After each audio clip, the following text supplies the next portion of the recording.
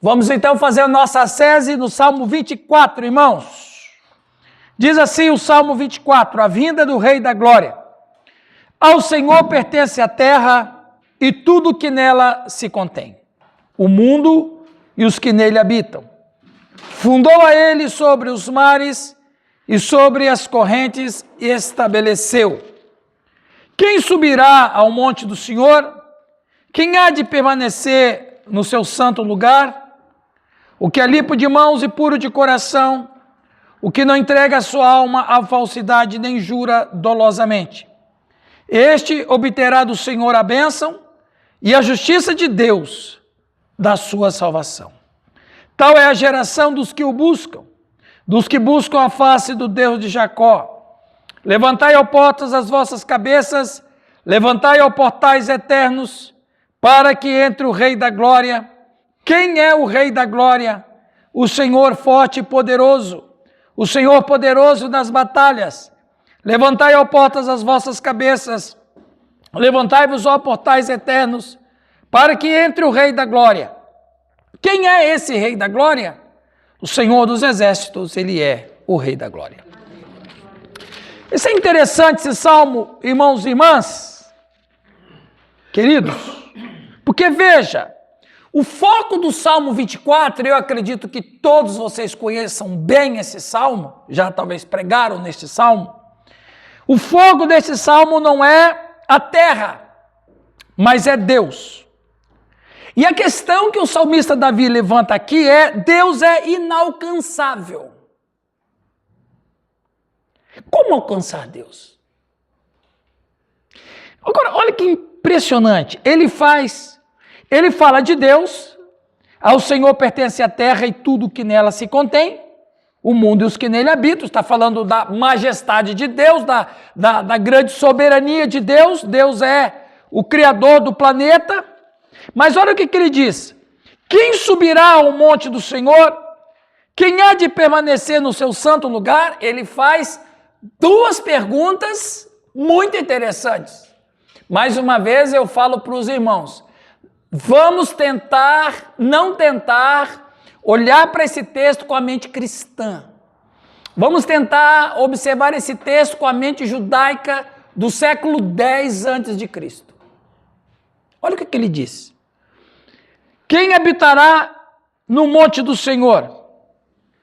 Quem há de permanecer? Uma coisa é habitar. Eu falei disso, eu acho que semana passada. Duas questões, uma é provisória e a outra é permanente.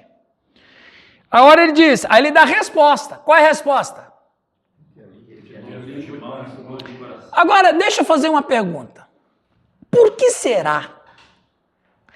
Por que será que Davi, ele mesmo dá a resposta? Veja, ele que está dando a resposta à pergunta. Limpo de mãos, vamos começar a falar isso, limpo de mãos. Por que será que Davi diz que o primeiro critério para quem vai estar na presença de Deus, ele tem que estar limpo de mãos? O que você acha? O que você acha, Nilton? Ele matou muita gente. Pode ter mãos sujas de sangue, de inocentes. Ele não pôde construir o templo terrestre, porque as mãos dele estavam sujas de sangue. Então, olha que coisa impressionante no Davi, ele se toma como um mau exemplo. É como se ele estivesse dizendo, se tem que alguém que vai ser salvo, eu não vou. A primeira coisa que a gente aprende com a Escritura é que eu tenho a oportunidade de ser salvo quando eu mesmo vejo que não serei salvo. Quem é que pode ser salvo? Quem já está no inferno e quem sabe que está no inferno. Esse é o cara.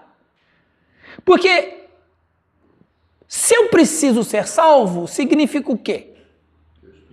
Que eu estou perdido. Então, quando Davi diz assim, quem é que vai habitar no monte de Deus, no templo? O que é limpo de mão? Aí ele está dizendo o quê? Estou fora. Não sou eu. Porque eu tenho mão suja. A minha mão está suja de sangue. Nossa mão está suja.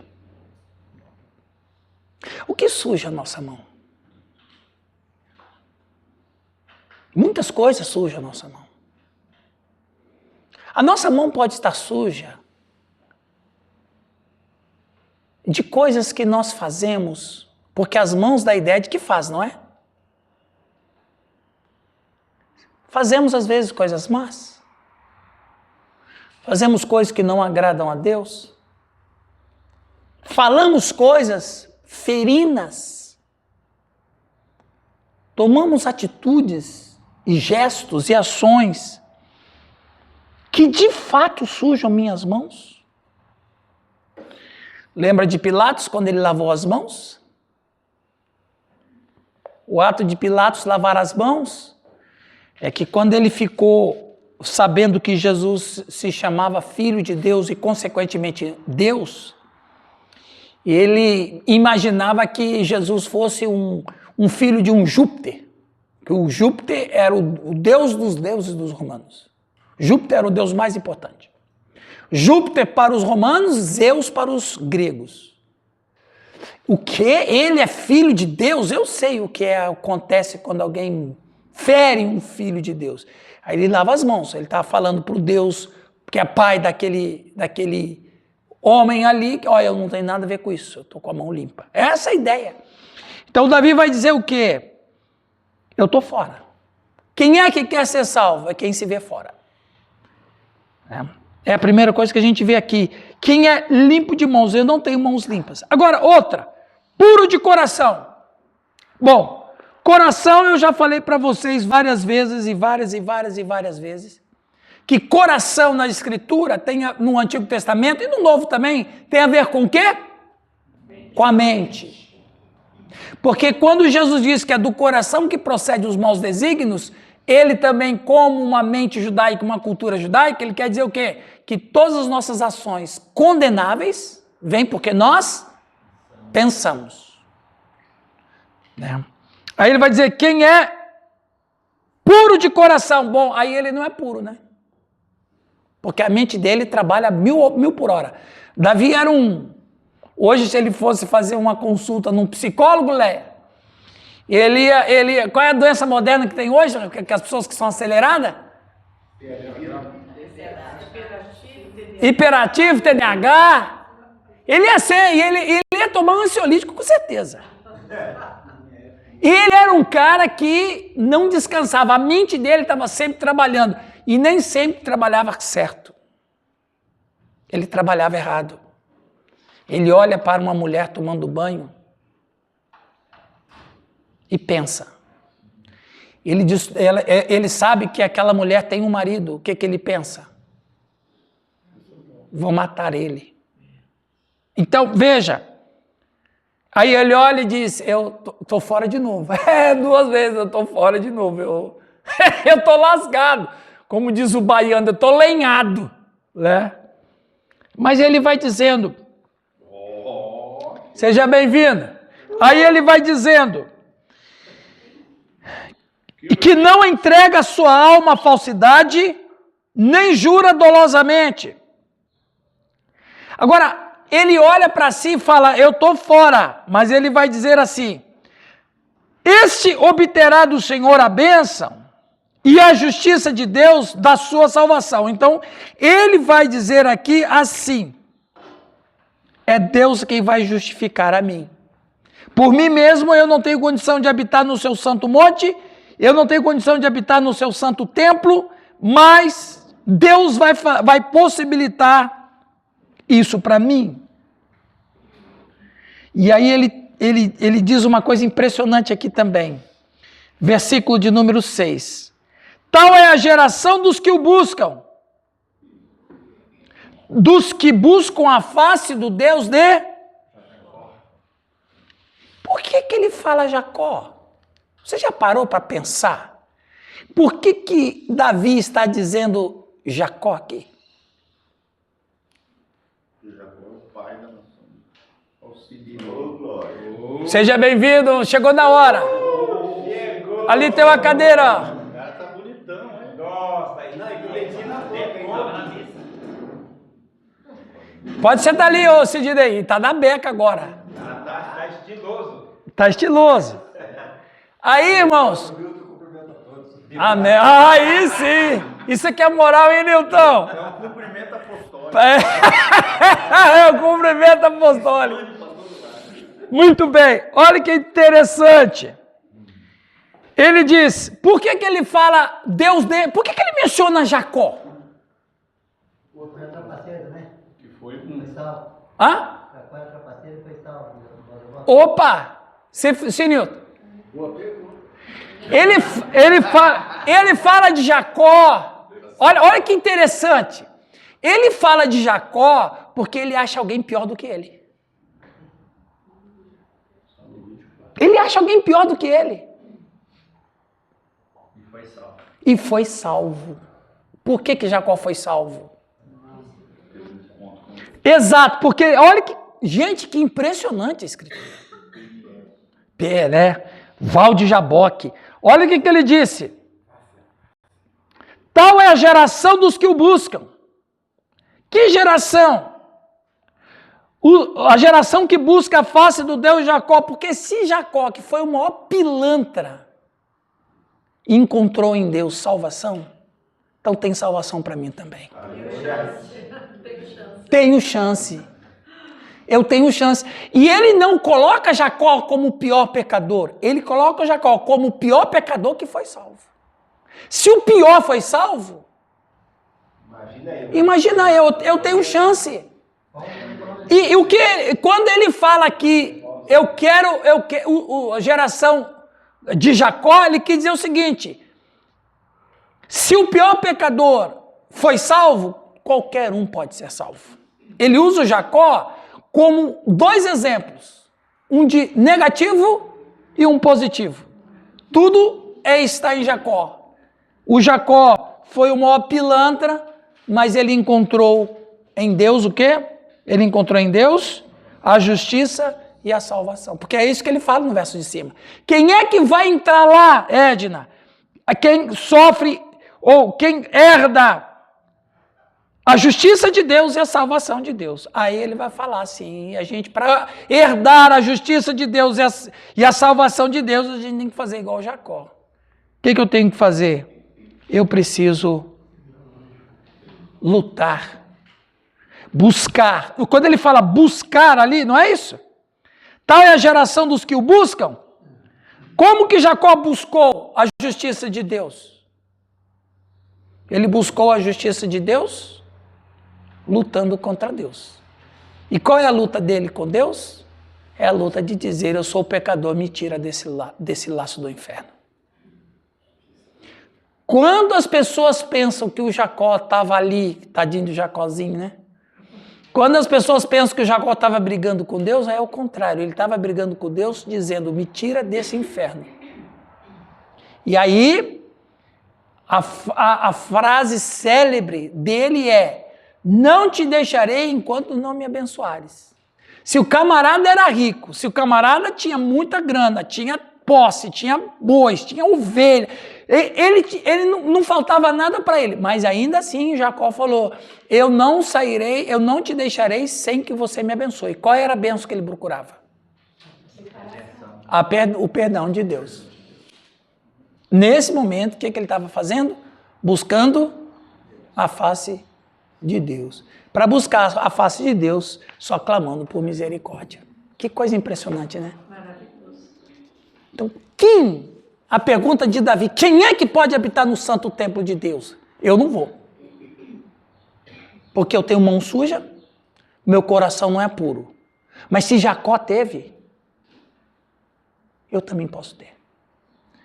O que a gente precisa na nossa vida pessoal, e nós como pastores e líderes, né, Gugu? Líder de célula, é ensinar para as pessoas, há chance para você. Há chance para mim.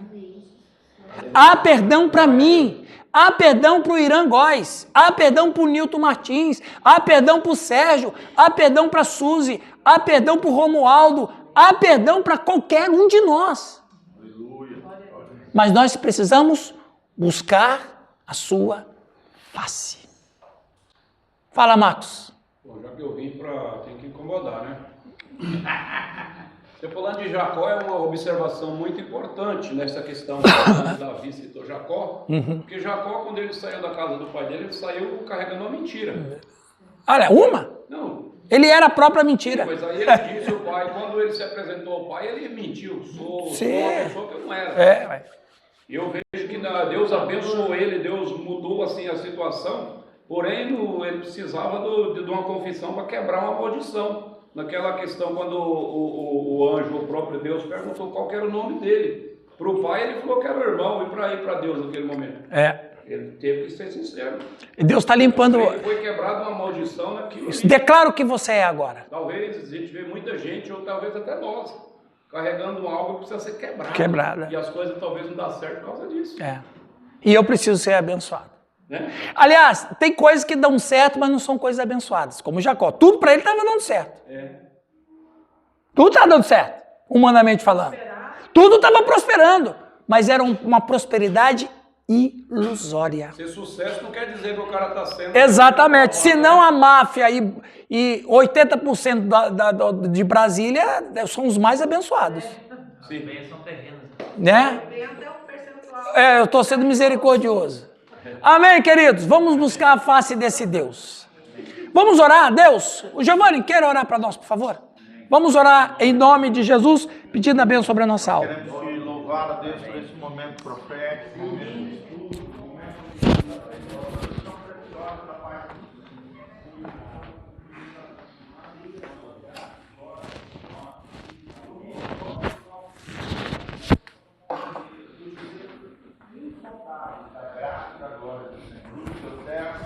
debaixo da tua misericórdia, graça, Pai, fala conosco através da vida dele. Abençoa ele, a sua casa, a sua família. Aleluia. A família, a igreja representada aqui. Nós invocamos o Pai e declaramos as maravilhas do Senhor sobre cada Aleluia. em nome de Jesus. Amém. Muito bem. Glória a Deus. Obrigado. Bom, aos que estão nos visitando hoje, o nosso curso é a história de Deus e a do seu povo. Essa é o tema do nosso curso. Hoje eu vou dar continuidade sobre a situação da criação humana e da queda. Muito bem, paramos aqui na semana passada.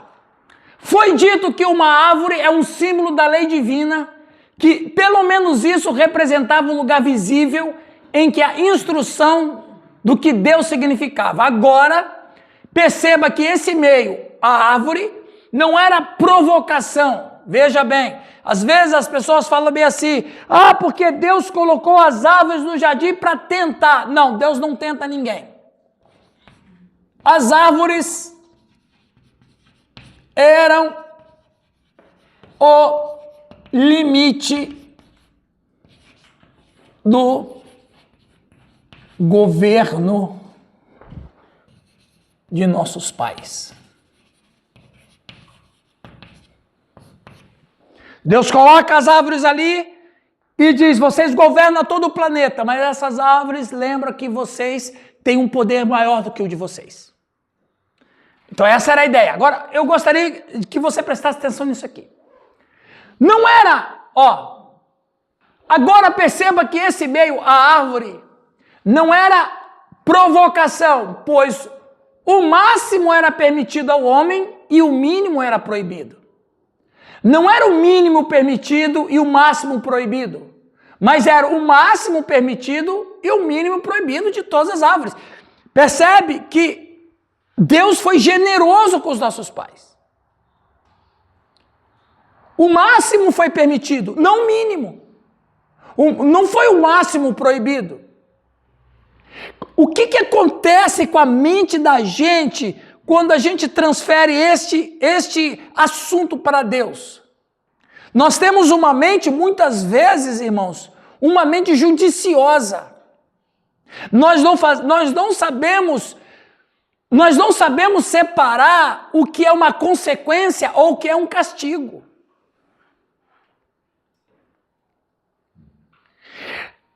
Eu vou falar disso, talvez hoje não, talvez semana que vem, mas a ideia que a gente tem, tirado e mal tirado do Gênesis 3, é que Deus é um Deus punitivo. Deus é um Deus castigador. E sem que a gente perceba, a gente inverte as polaridades do Éden. É ao contrário, Deus é um Deus generoso, gracioso.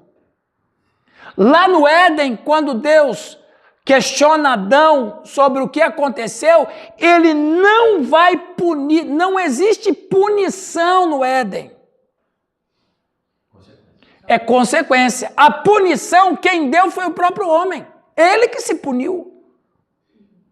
Deus não puniu.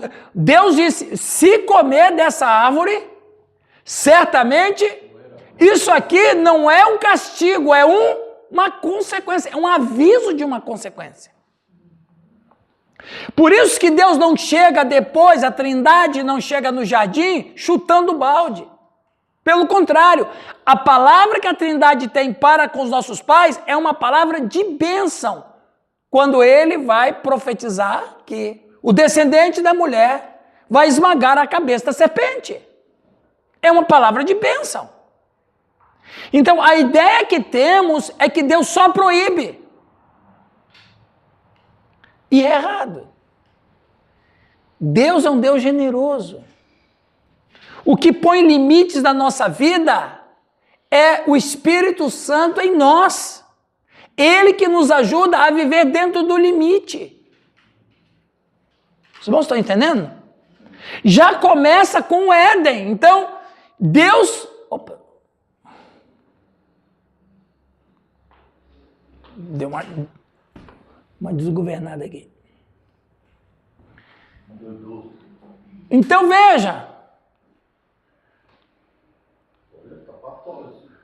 Tá, né? Deus criou perfeito, pai. Então, ó, não era o mínimo permitido e o máximo proibido.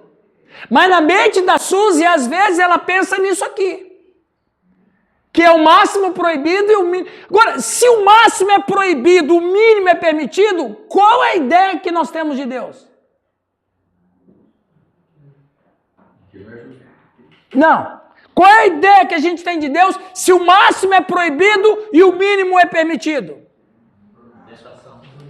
Deus é um carrasco, exatamente.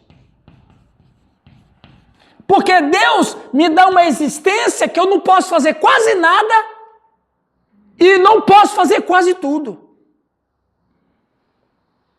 Percebe?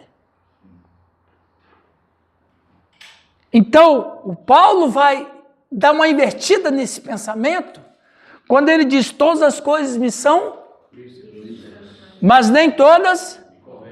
Todas as coisas me são lícitas, mas não me deixarei dominar por nenhuma delas. Ora, tudo é lícito, mas nem tudo convém. Então, a grande ideia de Deus é que é um Deus generoso, só que ele coloca umas plaquinhas em alguns lugares dizendo proibido, é perigoso aqui. Tem um tubarão aqui. Se você quiser nadar onde tem um tubarão, por sua conta e risco, mas eu estou avisando. Tem um tubarão aqui. Não é assim lá nas praias do Nordeste, principalmente em Pernambuco? Sim. Lá tem uns tubarões. Proibido, perigo, tubarão. Olha, se o cara vai lá, bom, o problema é dele. Pô. Vai ter consequência. Vai ter consequência.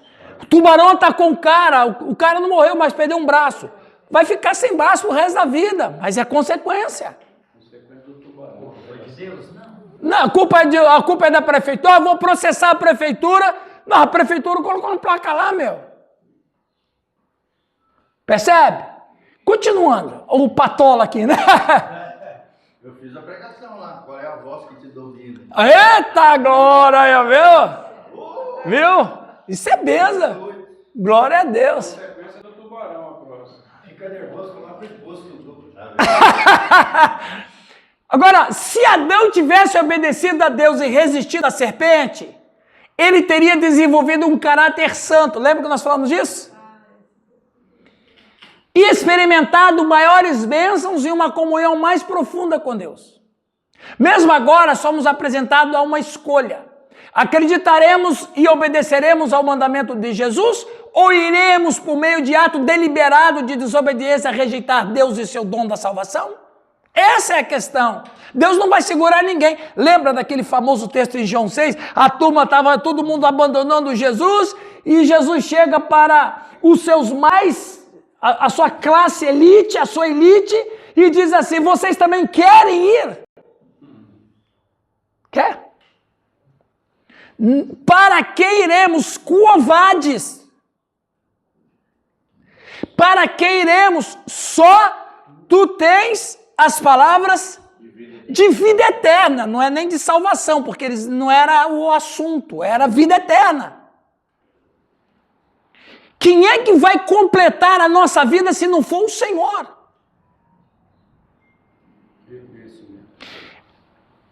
Lembra quando Jesus Cristo pregou e as pessoas estavam admiradas porque ele falava como quem tem autoridade. No grego, sabe o que significa no grego essa fala? Ele falava como quem tem autoridade? No grego, a ideia é essa: ele fala como se ele mesmo fosse autoridade. Ele fala como que, se tudo que ele fala é ele mesmo. Não é que ele tem conhecimento, eu tenho conhecimento, o Giovanni tem conhecimento, o Nilton tem conhecimento, o Marcos tem conhecimento, todos nós aqui temos conhecimento. Eu posso falar porque eu tenho conhecimento. A Otília, lá no grupo da comunidade dela, ela pode falar porque ela tem conhecimento. Cristo não tinha conhecimento, ele era o próprio conhecimento. Está entendendo? Ele era a personificação da própria verdade. Ou seja, as pessoas olhavam Jesus pregando e as pessoas falavam assim: o que ele está falando tem vida. Eu sou. Eu sou. Pedro disse: para que iremos? Só você tem autoridade para falar, porque você é a própria autoridade. É a mesma fala do Nicodemos em João 3, quando ele diz assim, como é que é mesmo? Começa o verso 1 lá? E Nicodemos chega para Jesus e pergunta, sabemos que és mestre, vindo da parte de Deus, porque ninguém pode fazer as coisas que você faz e fala. Quando o Nicodemos diz, sabemos que és mestre vindo da parte de Deus, é como se ele estivesse falando assim, você é maior que Moisés, porque Moisés foi só um mensageiro, mas você veio de Deus, ou seja, você desceu de lá. É como se fosse, quem é que pode descer? É só quem pode estar em Deus. Você é Deus. Em outras palavras, o Nicodemos, ele tem uma suspeita que Jesus é Deus, porque ele diz isso em grego. Ninguém pode, gente, na mente do judeu, quem é que vem do céu? Pensa bem. Ali também ele reconhece a messianidade. Total, porque o Messias é o próprio Deus. Então, aí o Nicodemos fala bem assim, tem um racha entre os fariseus. Tem um racha. Porque ele diz assim, Jesus, é o seguinte, tem um racha entre nós. Sabe quantos fariseus tinham nos dias de Jesus? Sabe quantos? Aproximadamente 5.000 fariseus.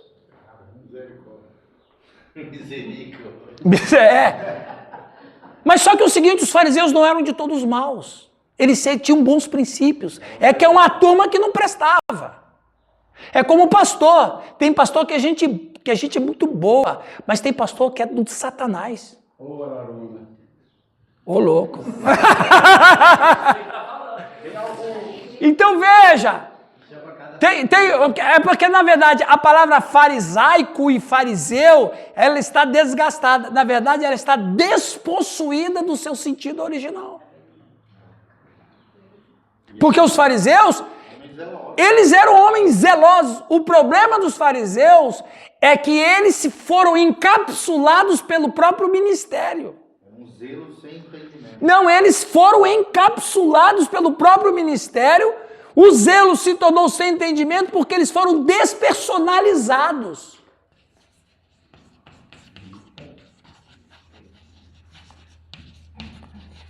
Ou seja, eles deixaram de ser pessoas.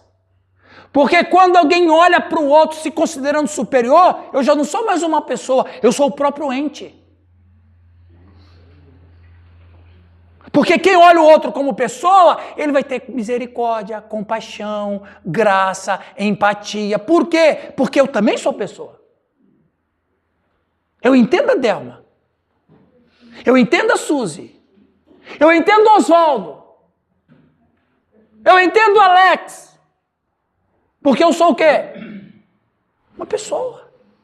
Mas quando a pessoa, quando o líder, o pastor, o diácono, o presbítero, o líder de célula, aproveitar que o Gugu está aqui, quando essa pessoa que está investido de uma certa autoridade, quando ele se deixa encapsular pelo próprio ministério, ele se despersonaliza, ele não se vê mais como pessoa, ele se vê acima.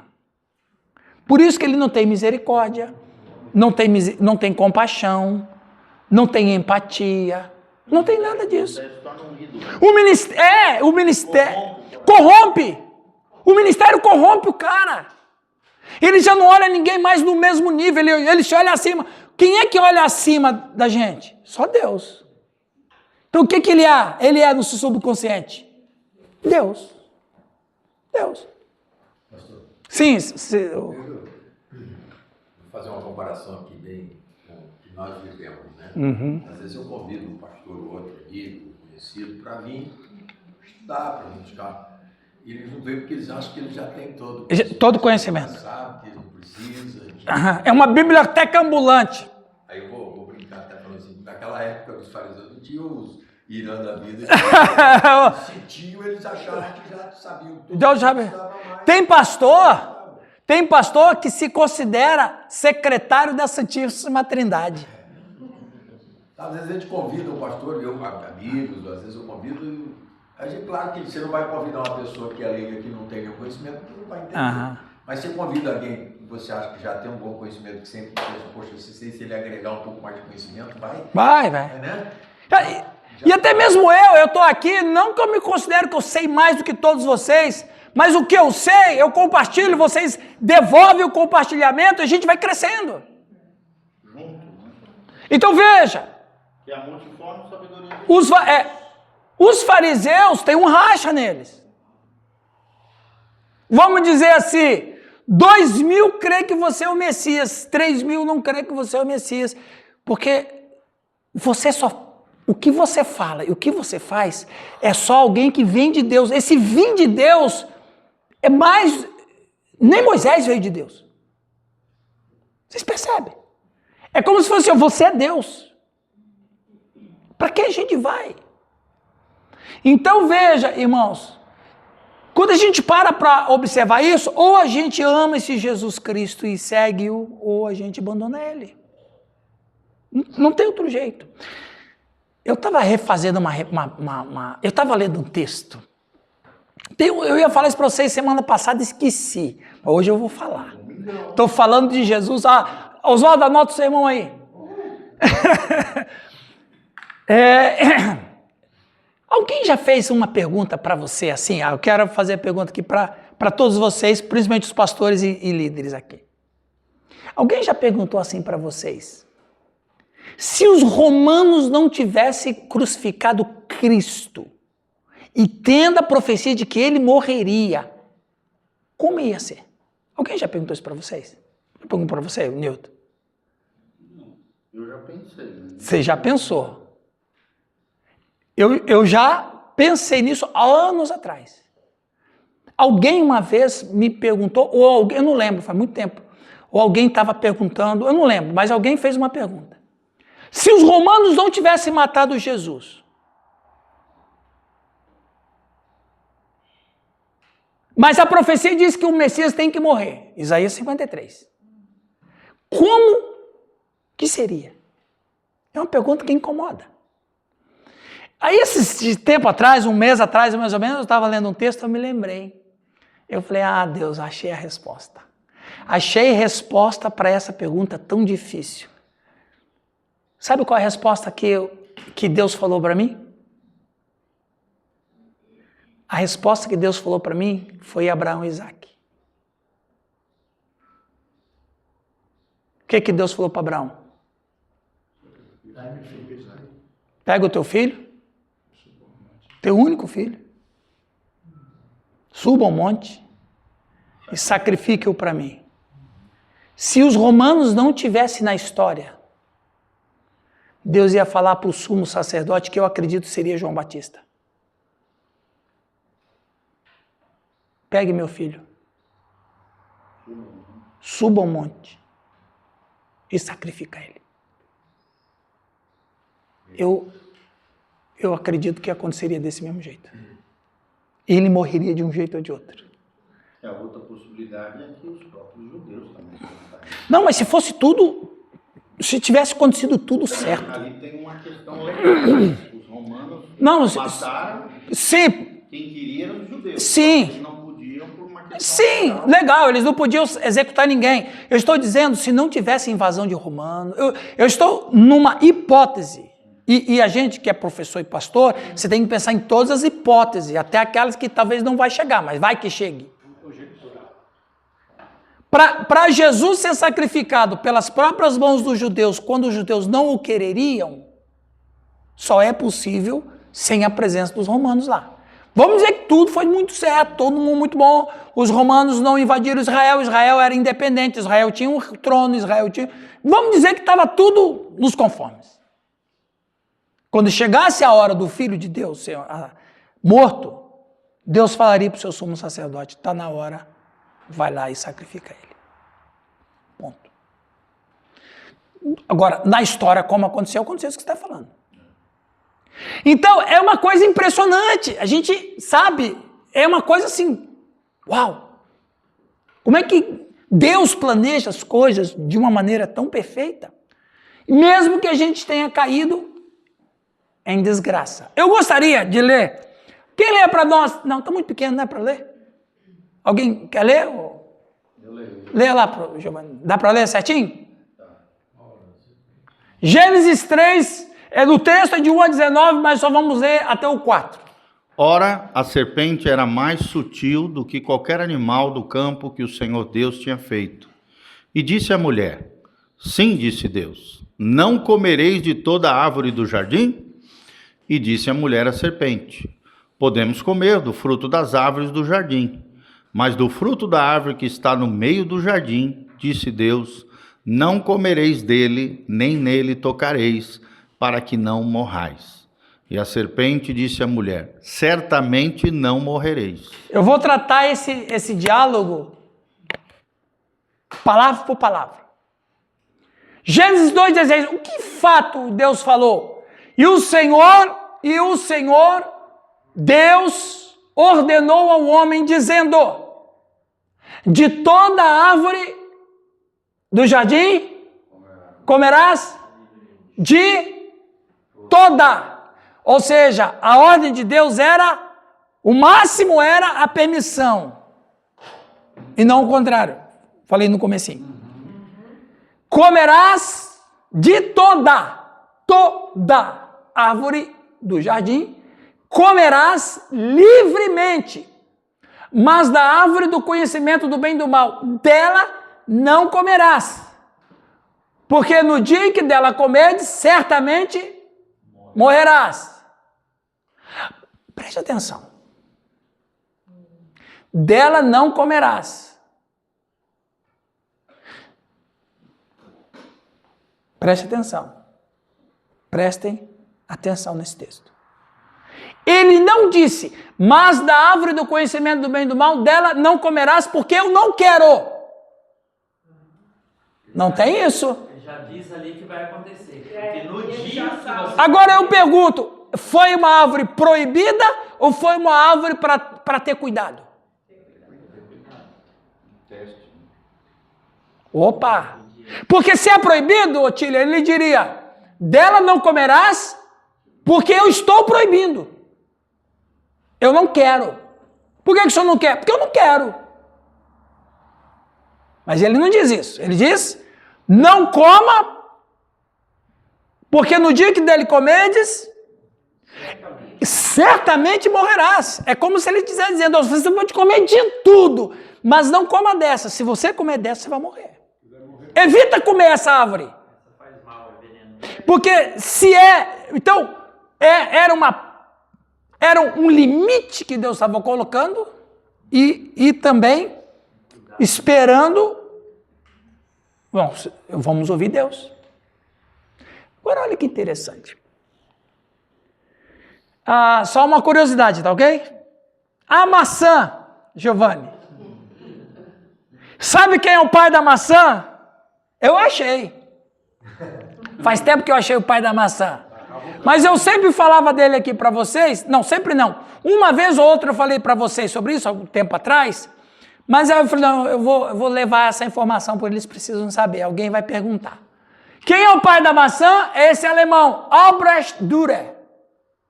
Na gravura de Adão e Eva, de Albrecht Dürer, em 1504, acredita-se que seja um ramo de figueira que Eva está segurando, embora seja uma maçã, que ela tira da serpente.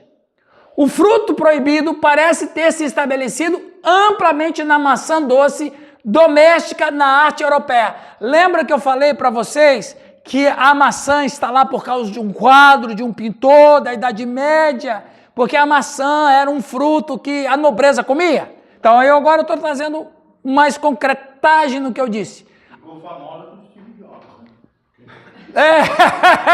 O Steve Jobs, ele deu uma tecnologia, potencializou a maçã.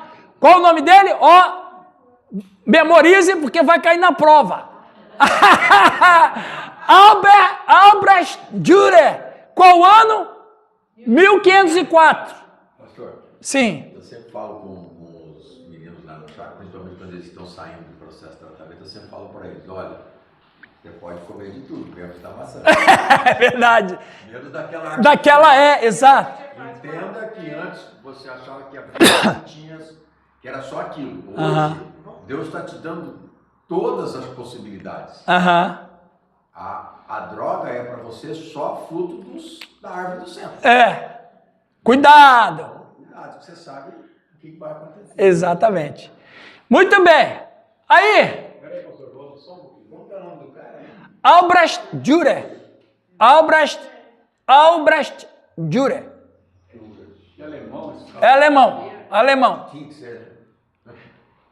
E o cara era tão bom, que você sabe quem que pintou ele? Ele. Autorretrato.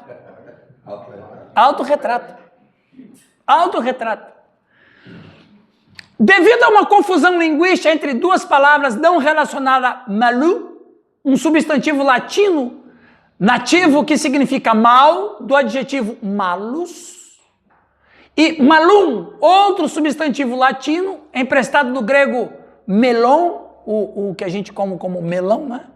Melon, que significa maçã. Assim, mal e maçã parecem ter sido entrelaçados de uma dualidade simbólica que o garantiu o status totêmico da fruta. Então, por que o Albrecht Dürer desenhou a maçã? Por duas razões. A primeira era a cultura de uma fruta da nobreza na Europa da Idade Média.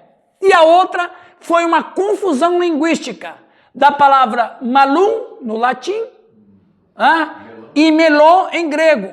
Por que melon em grego e malum é maçã e mal é malus? Então entenderam que a maçã representa o mal. Entenderam isso aí? Isso não é importante, é só uma informação.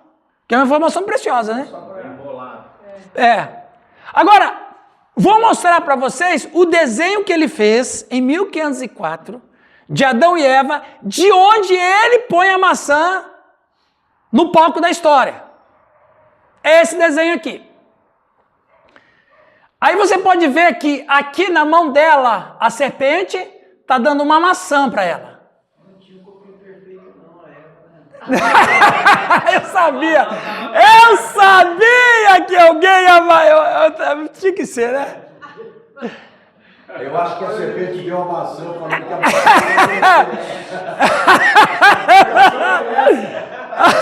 A ideia era... Pessoal, esse quadro aqui é famosíssimo. Só para você ter ideia, por causa desse quadro, a ideia da maçã permeou a história. Esse quadro é muito importante. Então aí você observa que a serpente está... a serpente já tinha dado uma maçã para ela aqui, e agora ela está dando a maçã para o marido. É desse quadro que entrou na história a ideia da maçã. Então, Cetel é cultura. Não, ok? Uma informação preciosa, né? Então aí, depois a gente passa isso. Continuando. O que foi, Nilton? Muito treino, Adão ali. É muito. Rapaz, ele tomava whey protein. Ele tomava whey protein, rapaz. Você acha o quê? Ele fazia crossfit, meu. Olha onde o Nilton vai com a cabeça. O Nilton é uma fera. Isso porque o Calixto não está aqui hoje, hein? sumiu, né? Não, ele está construindo. Mas ele falou que semana que vem ele está aqui. Mas ele não sabe se é um tijolo ele está construindo. Eita. Cara financiado. Por isso que está demorando. É igual o Marcos aqui. Nem mudei ainda, hein? Mas acaba de construir lá. Tá vendo?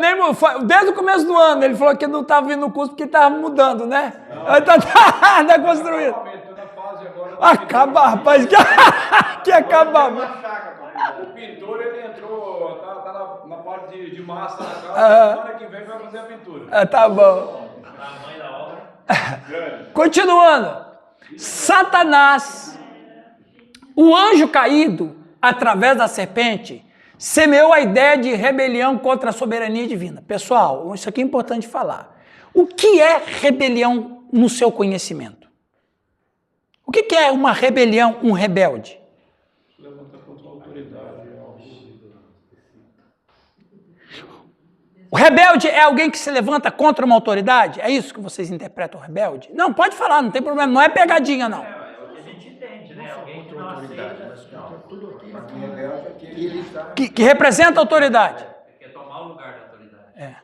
Ou aquele que está à margem. Não, mas o Romualdo falou, rebelde é todo aquele que não só ele resiste à autoridade. Por exemplo, quando alguém resiste a uma autoridade, ele não está sendo rebelde, ele está sendo desobediente. O rebelde, ele não só desobedece, como ele quer tomar o lugar de quem é autoridade. Então, quer dizer, eu não obedeço, é desobediência, é desobediente.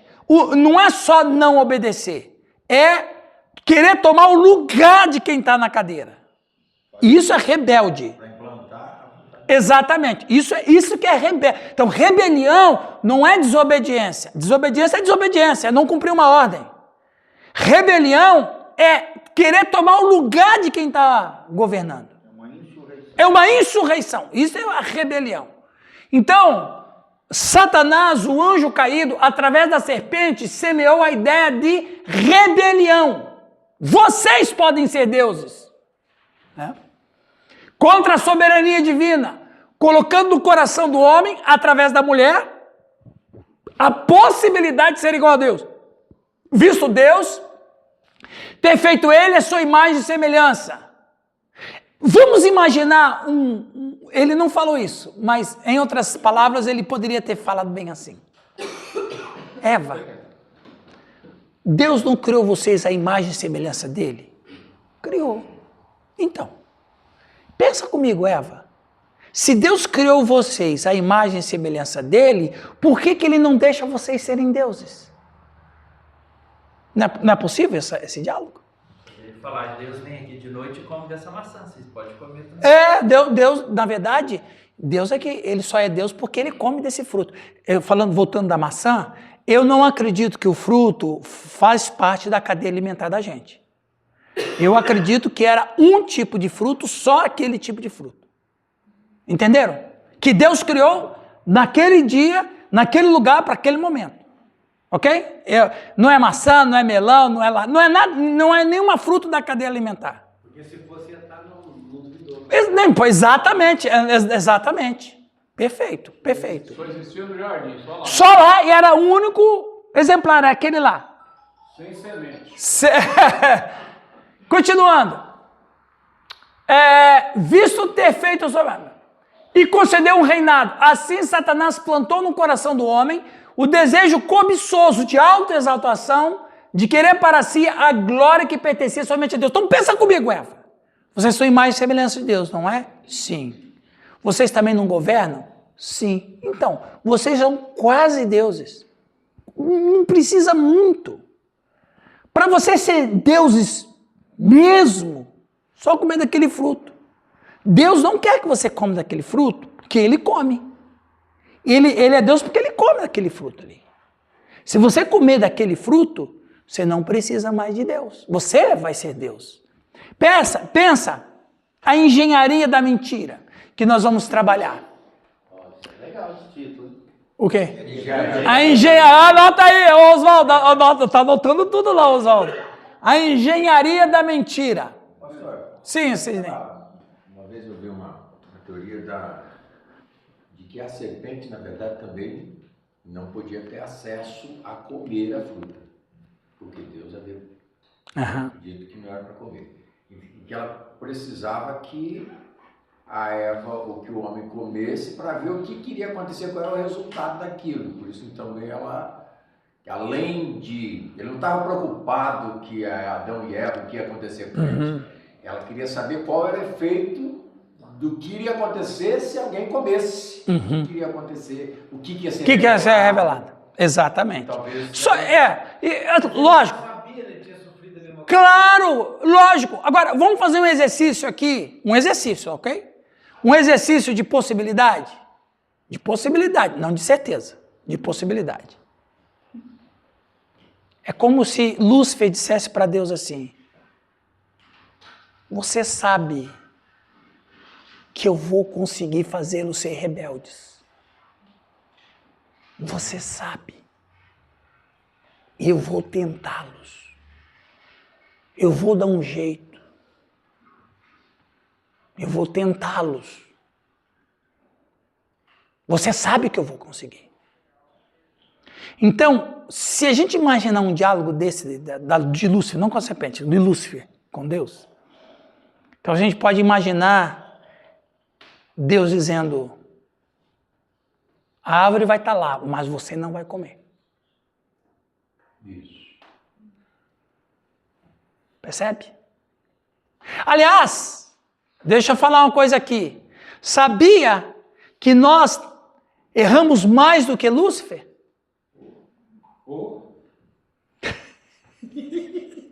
Você sabe por que nós erramos mais do que Lúcifer?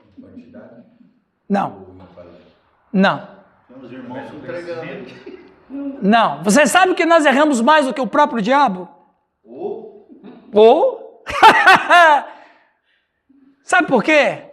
Quantas vezes o diabo errou? Uma vez. Só tem possibilidade de errar quem tem a chance de acertar. O resto é consequência. Percebe? Só tem possibilidade de acertar, só tem possibilidade de errar quem tem chance de acertar. Quantas vezes ele tinha chance de acertar? 0. Ele errou quantas vezes? 1. A única vez que ele errou, ele não tem mais condição de acertar, nunca mais. Mas nós temos. Por isso que Deus nos perdoa. Porque Ele sabe que a gente tem possibilidade de acertar. Exato. Fala, Edna. Totalmente. Eles tinham livre escolha, livre-arbítrio, condições. E eu falei a semana passada aqui, só é possível escolher o amor, só é possível escolher a obediência se você viver num ambiente onde você pode ser desobediente. Se você vive num ambiente que a desobediência é um fato, então quer dizer que a obediência ela se torna como a rainha da sua escolha. Agora, quando você não tem como escolher, eu não posso saber se você foi ou não obediente. Se você só tem uma coisa para amar, eu não sei se você ama mesmo. Percebe? Então, você tem duas árvores ali. Vocês têm a chance de não me obedecer. E tem a chance de me obedecer. Então, alguém me fez uma pergunta esses dias. Por que Apocalipse vai dizer que quem quer? Deus quer o quente, o frio, o morno. Lembra lá? Porque quem dera que fosse quente ou frio. Então a pessoa me perguntou sobre esse texto. Eu falei, olha, a questão de ser quente ou frio foram possibilidades que Deus está dizendo. Eu prefiro uma posição sua. Ou você crê, ou você seja um ateu. Do que uma pessoa que é neutra. Deus detesta a neutralidade. Ele odeia a neutralidade. Porque a neutralidade é o espaço do covarde. A neutralidade é o espaço do covarde. Ele prefere que você diga sim, eu creio, do que você diga eu não creio. Porque quem fala que crê, mas vive como que se Deus não existisse, é emético. Sabe o que é emético? Não é hermético não, viu? É emético. Emético é aquilo que causa náuseas. Percebe?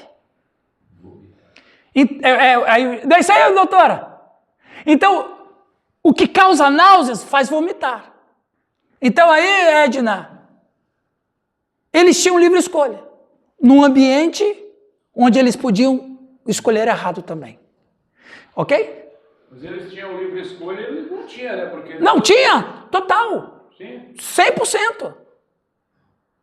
Lúcifer não podia comer do fruto? Eu acredito que Deus o proibiu. Ele disse que você pode até comer, mas ciente que vai morrer. Não, ele está falando de Lúcifer. Não, Lúcifer não. Lúcifer está fora. Lúcifer estava morto. Lúcifer está fora. Lúcifer está fora. O processo, agora, eu quero começar aqui, antes da gente tomar café, que está quase na hora. Que hora que você vai pegar o Timotinho? Viu? Eu não vou entrar aqui. A minha proposta não é entrar em questões soterológicas calvinistas ou arminianas. Viu, Luizão? Nós não vamos ter debate hoje. Que é a rainha das teologias. Eu não queria dizer isso, mas você me provocou. É igual aquele vídeo lá do bêbado Jeremias. Eu não me cotolo. A verdade e as possibilidades. Tem o calvinismo, o arminianismo e tem a rainha das teologias. Eu não vou entrar, eu quero entrar, Larissa, em detalhes técnicos.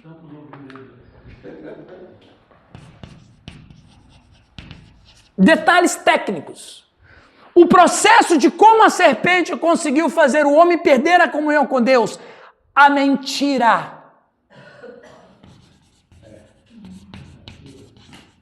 A mentira. Como? Como funcionou a mentira contada por Satanás?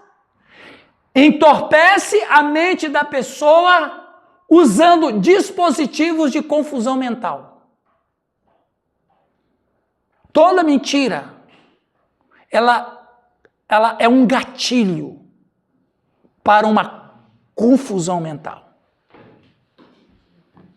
Certo, Lé? Toda mentira deixa a pessoa confusa. Será mesmo? Será, Sérgio? Que foge daquilo que nós somos Exato, a gente foi feito para andar em chão firme. Chão firme é a verdade. Então vamos lá. Então, como funcionou a mentira contada por Satanás? Entorpece a mente da pessoa usando dispositivos de confusão mental. 3 são os dispositivos dessa confusão mental. Primeiro, a dúvida sobre o que Deus falou. E eu vou chamar de um ataque psicológico. Até então eles não conheciam a mentira. Vamos ver. Não conhecia a maldade. Não tinham experimentado, na verdade. Conhecer eles conheciam. Eles não tinham experimentado. Sabia dessa? Como que eles conheciam? Porque Deus ensinou. Não foi isso que a serpente disse? Minha afinada mãe dizia, quem conversa muito dá bom dia a cavalo. Quem fala demais, revela alguma coisa, não revela? Porque quando a serpente, Soraya, quando a serpente vai usar os argumentos para convencer Eva, ela disse no verso 5, assim como Deus, sereis conhecedores do bem e do mal. Opa! Então a serpente está falando demais, né? O que a serpente está revelando? Que Adão e Eva estudavam com Deus, e era isso que Deus fazia com eles na viração do dia. O texto diz que o Criador vinha conversar com os nossos pais da viração do dia. Que conversa, que tanta conversa era essa? Que charla era essa?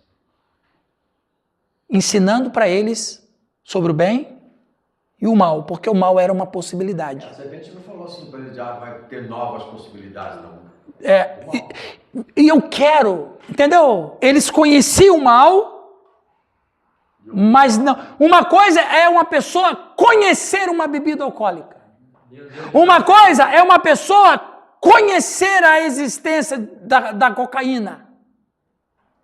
A cocaína é terrível. A cocaína é uma substância destruidora, tóxica, destrói o corpo, a mente, a alma, as relações sociais, destrói o ser humano.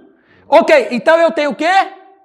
Conhecimento. Eu só não tenho experiência. Percebe? Eles tinham conhecimento, não tinha a experiência. Ok?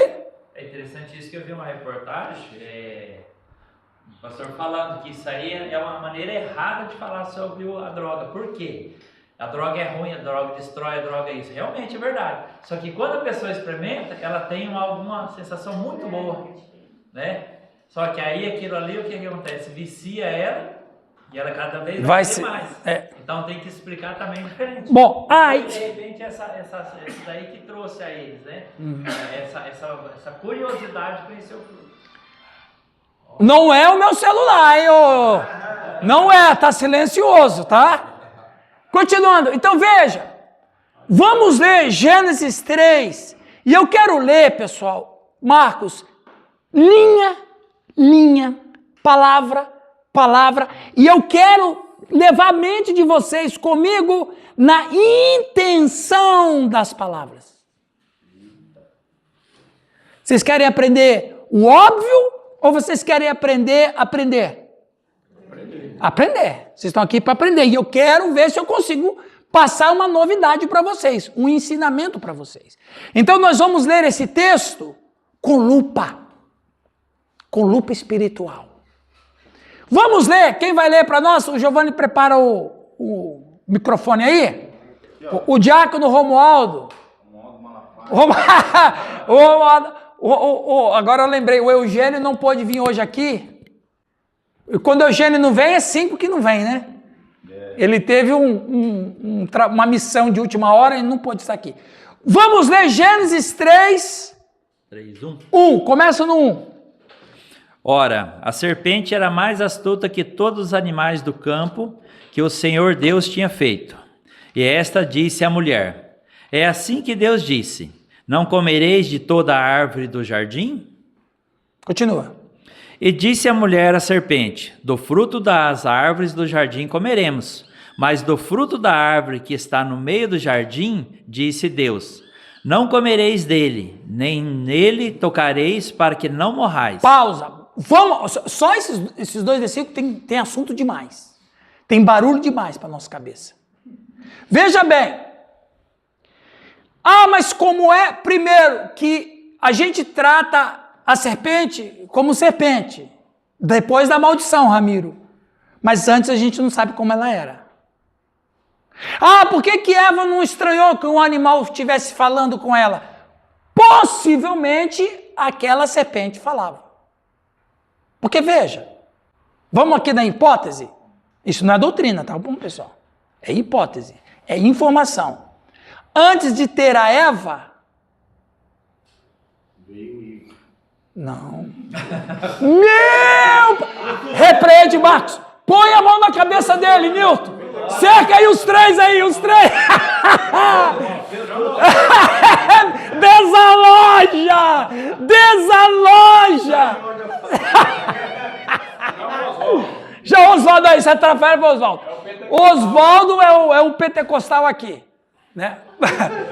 Vamos aqui. Adão, o Moisés vai chamar o homem de Adão, mas o homem, o Ish, não é? No hebraico, Ish. Deus criou o Ish, ok?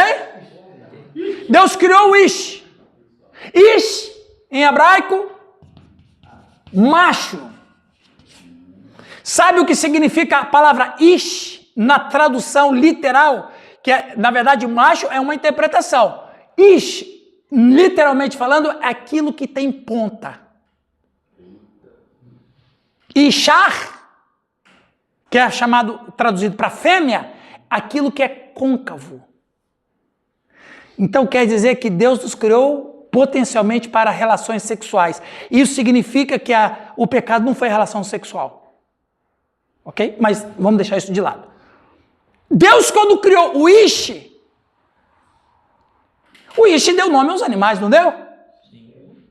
O Ish se relacionava com os animais, correto? Vamos aqui, na possibilidade de que a serpente era o único animal que falava com ele. Porque ele se relacionava com os animais. E ela era a mais astuta, do hebraico a mais interessante, a mais bela, no sagaz. Era a mais inteligente, a mais astuta, a mais bela, a mais proeminente, como se a serpente primitiva fosse a rainha dos animais. Então, vamos aqui, pessoal, fazer um exercício de possibilidade, de hipótese. Talvez a serpente fosse o animal mais próximo do ser humano. E não se arrastava até então, não é isso? Não, de jeito nenhum, ela não se arrastava. Então, há uma possibilidade de que a serpente era o animal mais próximo do ser humano, porque antes de ter a Ishar, ou antes de ter a Eva, ele se relacionava com os animais. E por causa da questão do homem se relacionar com os animais, vamos pensar que Deus permitiu que a serpente falasse. Por ser um animal maravilhoso, esplendoroso. Quando Eva começa a conversar com a serpente, ela não se assusta de estar, veja, ela trava um diálogo com a serpente sem nenhum tipo de, o animal falando. Às vezes eu fico pensando assim, Alex, as pessoas falam assim, poxa, mas por que Eva não se assustou que uma cobra estava falando com ela, ô cabeção, a cobra não existia. A cobra só veio depois, quando Deus amaldiçoou a família da serpente. Ela tinha perna, ela era um animal assim, maravilhoso. O sagaz do hebraico é uma coisa assim estupenda, gloriosa.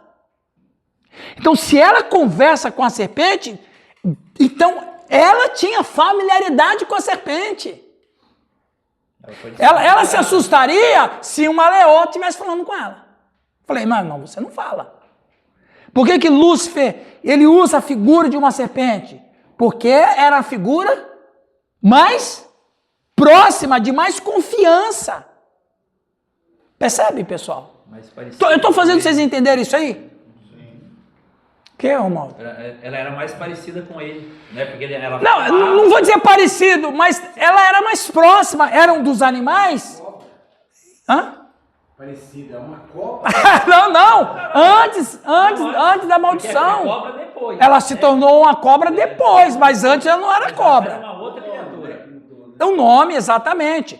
Aí o que acontece? Ela conversa com a serpente, mas para ela a serpente é uma figura amistosa.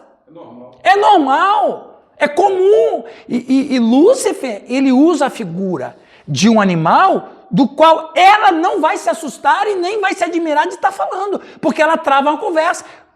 Quem sabe um dia antes elas conversaram? Quem sabe?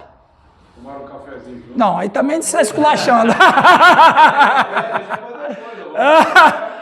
Fala. A possibilidade, o homem lá, ele era 100% a mente dele, né? Para conversar com Deus. Claro, sim, perfeito. Ele conversava, tem um lado que conversavam mente. Não sei, um texto não. Já vi isso, já. Por telepatia. Telepatia, porque ele era 100%, ele era igual a mente, ele era 100%. Hoje tem xariazinho. Mas aí por telepatia. Porque se for da fala, a gente pensar da fala, não pode dar que é porque ela deve ter demorado para acostumar com a fala do demônio, porque hoje eu acredito que é quase a mesma coisa hoje. Um endemoniado pega uma pessoa, a voz dela muda. Não, mas aí o texto vai dizer que falou mesmo, como nós estamos falando. Pode ser? Pode ser que tinha uma telepatia, pode ser uma mente absolutamente perfeita e no nível hard, vamos dizer assim. Psicografava. Mas... Porque no caso, Lúcifer, ele entrou na... Eu vou te falar disso depois. Ok? Então veja. Esse menino está se desviando. Então aí a serpente trava um diálogo com Eva, mas qual é o dispositivo mental de confusão mental? Primeiro, a dúvida sobre o que Deus falou. A serpente pergunta de forma negativa, induzindo Eva a cometer o erro. Olha o que a serpente pergunta, Soraya. Não comereis de toda árvore do jardim? Esse não é o personagem principal de tudo. Sabe por quê? Lembra no comecinho da aula? A máxima de Deus era a proibição ou a permissão? A permissão. Ou a máxima de Deus era a máxima de Deus era Sim. Como é que a serpente começa a conversa? Não.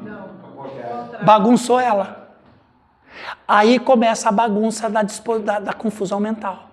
Uma pessoa que está acostumada sempre com Sim. Sempre acostumada com Yes. Com permissão.